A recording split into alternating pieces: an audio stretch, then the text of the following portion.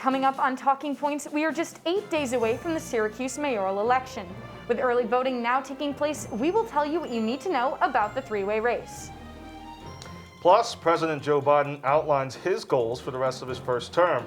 Find out how he plans to get parts of his agenda through Congress. Plus, the Virginia gubernatorial battle continues to heat up. With Election Day taking place next Tuesday, find out where the polls stand between Terry McAuliffe and Glenn Youngkin.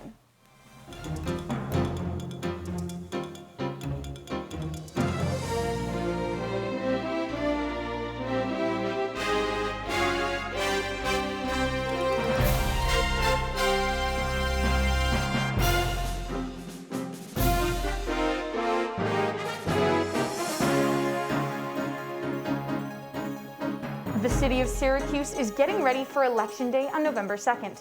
Welcome into Talking Points. I'm Tegan Brown. And good evening, everyone. I'm Chile Cassiadele. Incumbent candidate Ben Walsh is seeking re-election. His opponents are Democrat Khalid Bey and Republican Janet Berman. Talking Points analyst Jacob Goldberg is live from City Hall with everything you need to know come Election Day. Jacob? The Syracuse mayoral elections will end 1 week from tomorrow on November 2nd. The city can either choose to keep Mayor Ben Walsh here at City Hall, or they could choose to go with Khalid Bey or Janet Berman, who look to overthrow the incumbent.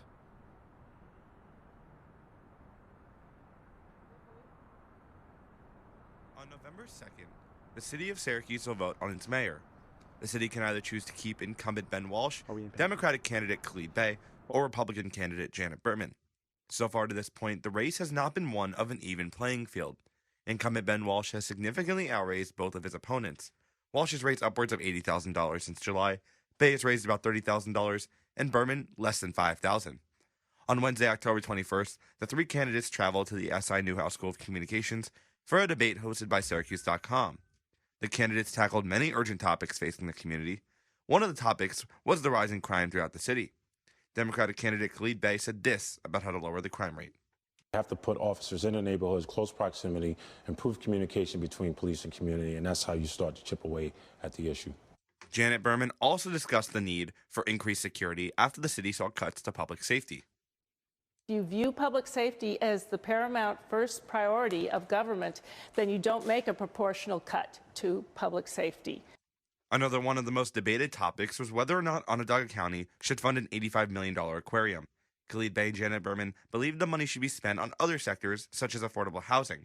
However, Mayor Walsh was forgiving to the project, noting it could have massive economic implications. In addition to creating economic opportunity and jobs, it will be a force multiplier to enhance the uses and the viability of the land around it. You can hear the candidates discuss citywide issues one last time before the November 2nd election, as Spectrum News will host a one-hour debate tomorrow night at Onondaga Community College. If you want to take part in the Syracuse mayoral elections, early voting has already started and will go through Sunday. If not, you could vote on Tuesday, November 2nd in the general election. Reporting outside City Hall, Jacob Goldberg, CitrusTV News. Jacob Goldberg, thank you. We have new details on internal documents from researchers at Facebook. The documents show that the platform's algorithms can push users to join extreme groups with disinformation. Here to break down what this research process found is Talking Points analyst Mariah Helmestead. Mariah. Thanks, Chillicase. In 2019, Facebook had multiple fake accounts that they made to track the algorithm. Now, Facebook researchers made one account in particular in 2019 called the Carol Smith account. And this is now coming into light now as we reveal more information about the Facebook algorithm for the whistleblower documents in 2021. Now, the Carol Smith account was not real, but it was staged as a politically conservative mother from Wilmington, North Carolina, who had a main focus on parenting, politics, and Christianity. Now, this account did not have any posts, but it did follow certain interests, including interests like Fox News, then President Donald Trump, and other brands related to politics and Christianity. Now, this happened in the summer of 2019, and let's take a look at what this Carol Smith account looked like. So this account was pretty much blank. It didn't have any followers. It didn't have any posts. What it did have was these interests, and what these interests linked to were two specific gateway groups. Now, right now, if you went on Facebook and you searched QAnon, you would find a post saying that this is a warning and it was a pop-up about harmful content. However, if you looked up something else like an anti-vaccination group, there are some groups that you can join. And this is what Facebook found on Carol's journey to QAnon as gateway groups. Now, what these gateway groups did was it did not get rid of QAnon's most extreme followers, which Facebook was hoping to do by blocking this harmful content, and they continue to organize on these gateway group platforms. And the numbers for this are significant. So, for Facebook, there are 913 anti-vaccination groups. And out of those groups, there are 1.7 million total members. 1 million of those members joined through these gateway groups. Now, the same thing for QAnon groups. There are almost 6,000 groups, 2.2 million members, and half of them joined through these gateway groups. Now, Facebook right now has a team that is targeting misinformation, and they're trying to continue to find these gateway groups and shut them down. And as of right now, that's what the whistleblower report is stating and what Facebook is working on to continue limiting disinformation. Tegan and Chillicase, back to you guys. Mariah, thank you. President Biden's approval ratings have been steadily slipping since July. A Rasmussen poll had the president's approval rating at 43%. Biden is also struggling to get his legislative agenda through razor-thin majorities in both houses of Congress. The president answered questions about this agenda at the ACNN town hall last week. Talking Points analyst Erica Love has more. Erica? Thanks, Tegan. The president answered questions about infrastructure bills, the filibuster, Medicare, and more. Throughout the event, Biden emphasized the importance of bipartisanship. He said the country would only move forward by compromising in the middle. He spoke positively about Senators Joe Manchin and Kyrsten Sinema, Democrats who have not supported much of his legislation regarding Medicare and changes to taxes. He was also asked about his economic package after recent negotiations, to which he said that paid leave will be reduced from 6 to 4 weeks, and the new package will not include funding for tuition-free community college. Towards the end of the event, President Biden stated that after a few more compromises, he hopes to progress towards more conversations about voting rights, police reform, and raising the debt ceiling. In the coming months, we will see if Congress can reach a deal and pass legislation. Back to you guys. Coming up on Talking Points, former Trump White House strategist Steve Bannon is facing a vote in Congress on whether to criminally charge him for defying a congressional subpoena. We will tell you where things stand today for Bannon after the break. I see you mobbing over her. Let's go. Let's mob. Let's crawl. Let's crawl. Let's crawl. Hey, yo, we mobbing. Come on, girl. Let's crawl. Hey, yo, let's crawl. Hey, yo, let's crawl. Hey, let's crawl. Hey, yo, let's crawl.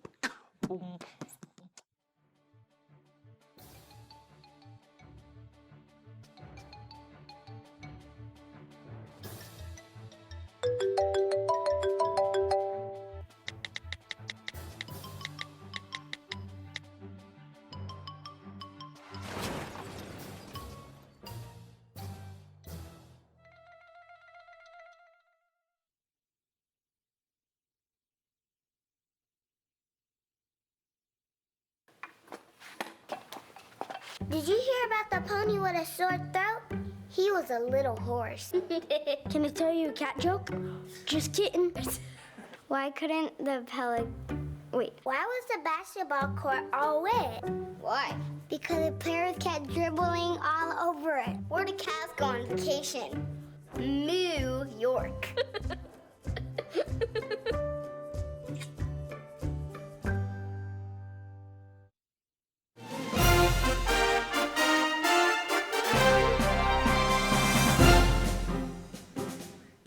President Biden continues to attempt to get his infrastructure plan through Congress. Politicians on both sides are talking about different packages and numbers as potential compromises. Here with more on some of these numbers is Talking Points analyst Dominic Chapone. Dominic. Thanks, Chiwa. The Biden administration promised to get a major infrastructure plan in, but unfortunately there has been one major problem, and it's been uniting Democrats both in Congress as well as the other politicians in the House and the Senate. If you take a look right here, here is the current plan for the infrastructure bill. You can see that President Biden proposed a $4.5 trillion plan, $1 trillion of which has already been passed by Congress, and $3.5 trillion still in the works in Congress. If you look at currently right now at the $3.5 trillion infrastructure bill, you can see that it has a lot of key stuff here, particularly when it comes to health, education, a lot of infrastructure things that rely upon both monetary policy, different sectors of society, especially when it comes to things like roads, bridges, basic things like that. Now, the good news for President Biden is that if you actually take a look right here at both these graphs, the Senate has already passed the $1 trillion plan, and if you even look, 17 Republican senators have already passed the bill as well, in addition to all 50 Democrats in the Senate, which is good. The only problem has been with tax proposals. If you take a look right here, there's been a major difference when it comes to tax proposals for different policies. President Biden has promised major hikes in both corporate taxes and multinational taxes, way, way higher compared to Congress. And President Biden has proposed a 15% increase on large corporations. Congress has no plan at all for any of these taxes as well. So ultimately, when will this legislation be signed to law? We really don't know. A new vote will be happening October 31st. But the truth of the matter is that there's still a lot of debate that needs to be settled, particularly on what's in the infrastructure bill and what we could see going forward in terms of price. Shia and Tegan, back to you guys. Dominic, thank you. Congress has voted to hold longtime Trump ally Steve Bannon in contempt of Congress for defying a subpoena. This vote relates to the investigation into the events at the Capitol on January 6th. Talking Points analyst Lindsay Fine is here with more on what this means for the future of the United States. Lindsay, thank you. First, I want to ask you, how did Bannon defy Congress's subpoena? Yeah, so the main thing is he didn't talk to them. They asked him to talk before the committee that's currently investigating the January 6th attack, and he refused. He said that he is still covered under Trump's executive privilege, but then the committee sent him a letter saying that even if Trump does try to exercise his executive privilege, that they wouldn't really respect that because he has been out of office. So, Lindsay, you know, Central New York Congressman John Katko was one of 9 members of the GOP to vote yes to prosecute Bannon. What exactly does this mean for him since he's up for re-election next year? So I think it can mean a lot of different things. I mean, he's been going against the majority of the House for a while now. As we saw, he voted to impeach Donald Trump back then. And actually, local organizations took out billboards, kind of not necessarily slandering him, but just kind of campaigning against him very harshly. So I think it'd be interesting if we saw that happen again, because again, he voted with the Democrats, not the Republicans in the House. So it'll just be another kind of thing for people to consider when they head to the polls. So kind of setting the stage now for the future. The House has wrapped up their vote last week. Where does this matter head to now? I think a lot of Americans are kind of wondering and maybe not used to this process. Where's it going to go? So it'll go to the Department of Justice, or specifically the the U.S. Attorney's Office. So we'll see what they do with this when the time comes. Talking Points analyst Lindsay Fine, thank you. Next Tuesday, voters in Virginia are going to the polls to elect their next governor. The race is heating up between former Governor Terry McAuliffe and newcomer Glenn Youngkin. To tell us more on this race, Talking Points analyst Bon Frodos. Bon. Thanks, guys. So, voters in Virginia are now heading to the polls for early voting ahead of next Tuesday's gubernatorial election. While the race is leaning towards McAuliffe victory, Youngkin's campaign still has a chance. With support from Vice President Kamala Harris to former President Barack Obama, Democratic nominee Terry McAuliffe is attempting a return to office, taking over from fellow Democrat Ralph Northam, who succeeded McAuliffe in 2018. Opposing him, a newcomer to politics, Glenn Youngkin, who was the former co-CEO of the Carlyle Group, a private equity firm based in Washington, D.C. As of this past weekend, McAuliffe is leading in the major polls, only slightly, but according to Ballotpedia, has a roughly 70% chance of winning. And he has solid support within his party, winning the nomination with 62% of the vote, compared to the runner-up with only 20%.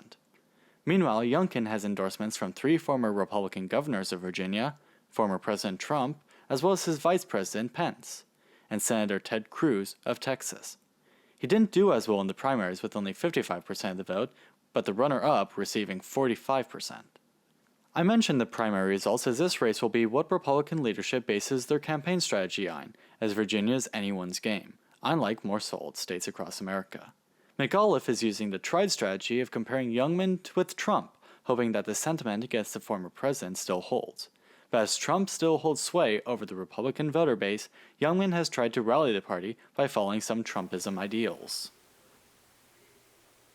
Now, if Youngkin's gamble of sticking to Trump works out, Republicans across the country may follow this strategy in order to retake Congress in 2022. But we will see the results next Tuesday night on whether this works out or not. Bond, thank you so much. Coming up on Talking Points, tensions between China and Taiwan continue to rise. Find out how the U.S. is responding to escalation following the break.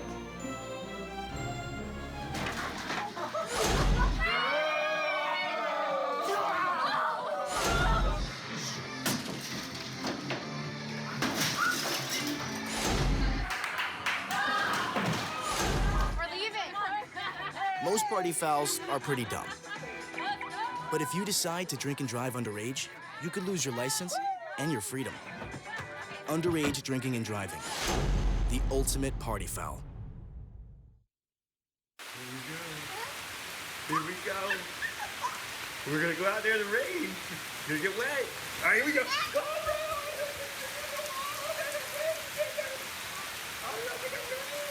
okay, quick.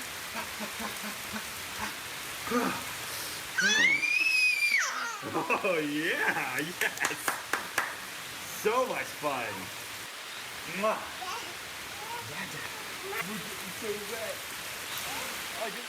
When I was in foster care, I never knew when I would have to move. So I always had my suitcase ready to go.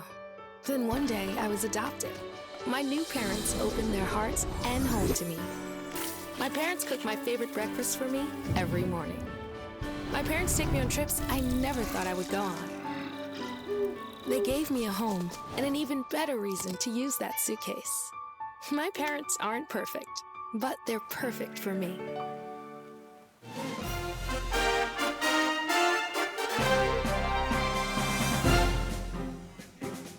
Welcome back to Talking Points. Tensions between China and Taiwan are the worst they have been in decades.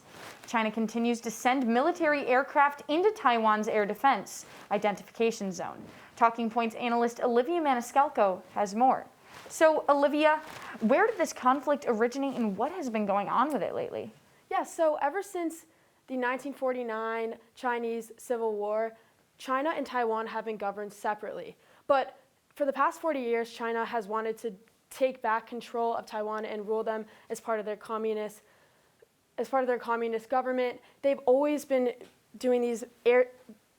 flying these airplanes into the ADIZ of Taiwan. But in the first week of October, they actually flew 149 of these planes, and that is the most ever. And they have not done anything violent, but it is unclear whether or not they're going to. So you mentioned about China sending a record amount of military equipment, military planes to Taiwan, and what seems to be an attempt to try and have more of a controlling presence there. Where do things stand at this moment between the two nations? So Taiwan wants no part of this Chinese government. Taiwan has been ruled democratically since the year 2000. They want to continue that way. They want their sovereignty. They don't want to be ruled by a communist government.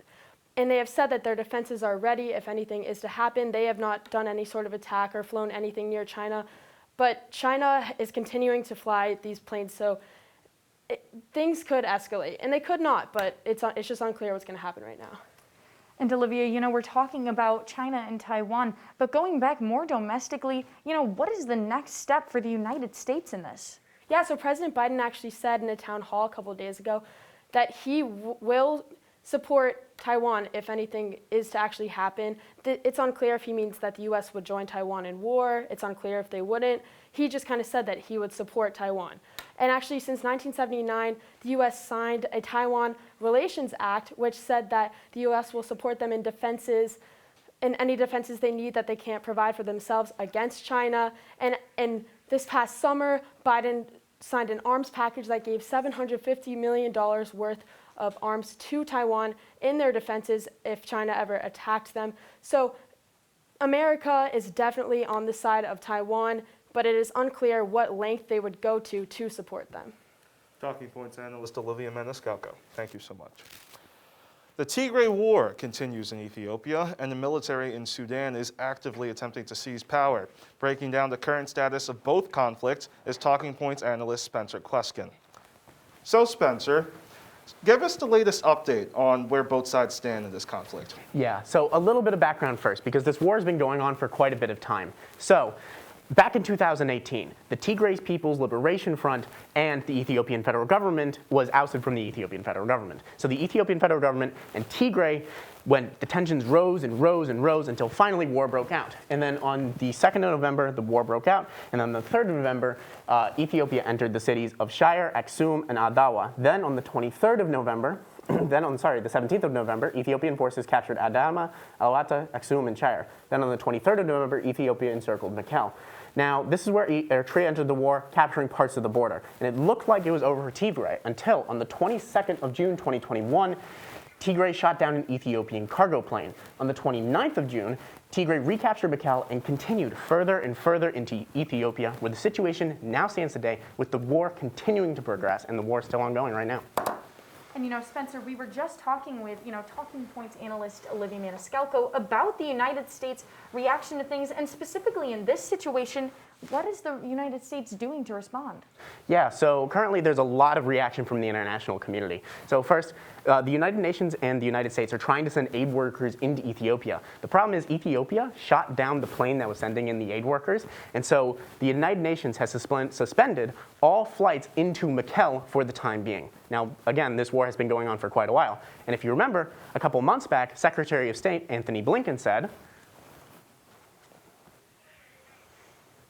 Tigray, and I think we need to look very carefully at the allocation of resources because, as you know better than I do, we not only have the horrific violence and the atrocities that have been committed. Atrocities that Anthony Blinken is referring to have been committed on all sides of this conflict. So you have Ethiopia, you have Tigray, and you have Eritrea, and all three of them have been accused of killing innocent civilians in combat. Eritrea specifically has also additionally been accused of looting and sexual violence. Now, what has happened in this war is that there's been a lot of refugees being sent out from Ethiopia, and they've gone to other East African countries like Sudan, who is currently holding 60,000 refugees. So we are monitoring some breaking news, a developing story in Sudan at this hour. The Sudan military has seized power in the nation and imprisoned the country's top leaders. So kind of talk to us about how people there are reacting at this time. Yeah, so it happened really quickly, and it happened just a couple of hours ago where the military seized control of Sudan and suspended and completely canceled the democratic elected government that was in Sudan. So there's sort of a lot of mayhem going on in Sudan, and there's a lot of protests rising up, there's a lot of demonstrations rising up, and soldiers from the military, as they've couped the government, have started acting on this. So 3 civilians, as of now, have been killed, and 80 civilians have been wounded during these demonstrations. Now, the United States has stated that they're going to be suspending any and all aid to Sudan for the time being until the sort of situation sort of becomes more clear, because this is breaking now. And then the bigger problem here is also for the Ethiopian refugees. So they've entered Sudan, they've tried to avoid the conflict, they've avoided the conflict in Tigray, and now it looks like they're just walking into another one in Sudan. Spencer, thank you so much. Coming up after the break, former President Donald Trump is starting his own social media platform. We'll tell you when this platform is expected to launch on Talking Points. Coming up next. Fancy pants peanut butter? A big screen television? You haven't even bought a sofa yet. A motorcycle?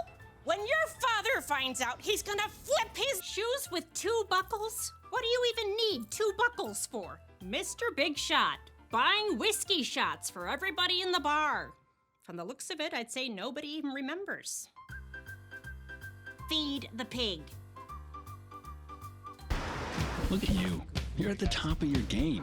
You're unstoppable. Nothing can throw you off track. Wait, is that your car? Uh-oh. Yeah, I saw that coming. That will throw you off track. You're looking at around 10 grand in fines, legal fees, and increased insurance rates. Let's try this again. Smart move. Because buzz driving is drunk driving.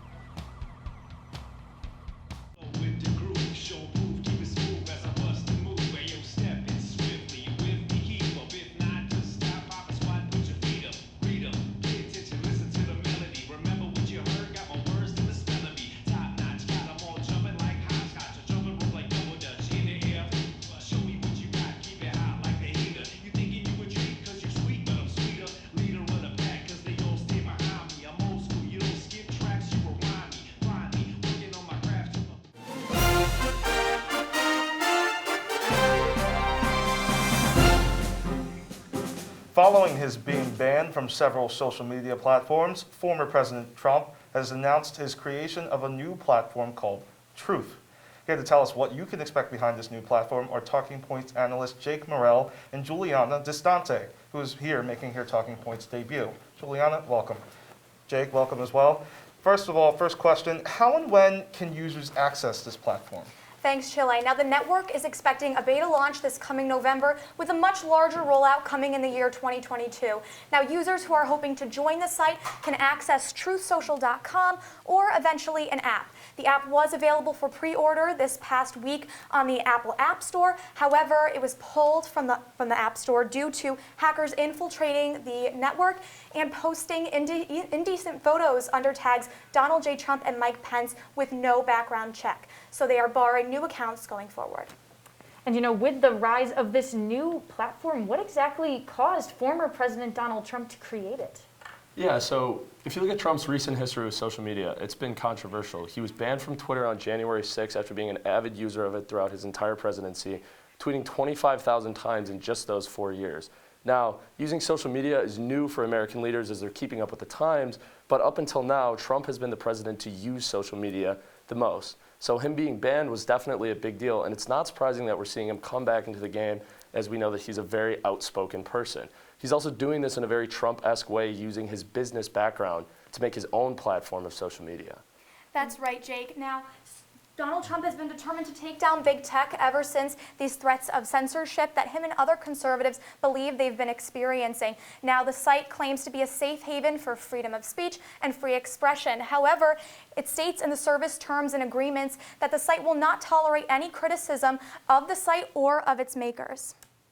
So we've talked about the facts about this app now. I kind of want to have you guys put your double analyst hat here. I really want to know, how do you guys think this app is going to succeed? Well, I think it will succeed and it won't succeed. I think plenty of people will download it, lots of conservatives, simply just because of the Trump name. But by the same token, I think it won't succeed because media experts say that group polarization on social media apps is a bad thing and doesn't contribute to the marketplace of ideas. So if you have an app, doesn't matter which side, where most people on it have the same views, it probably won't contribute a ton to media. The app is going to be very controversial. There's a lot of different opinions on President Donald Trump and his use of social media. So it's going to be really, really interesting to see how and what users choose to access the site. And guys, we clearly saw former President Donald Trump launch from the desk of Donald J. Trump. We saw that, it didn't exactly succeed. So do you think that the success that we'll see with this will be any different, considering, it's an actual app and not just a section of his website?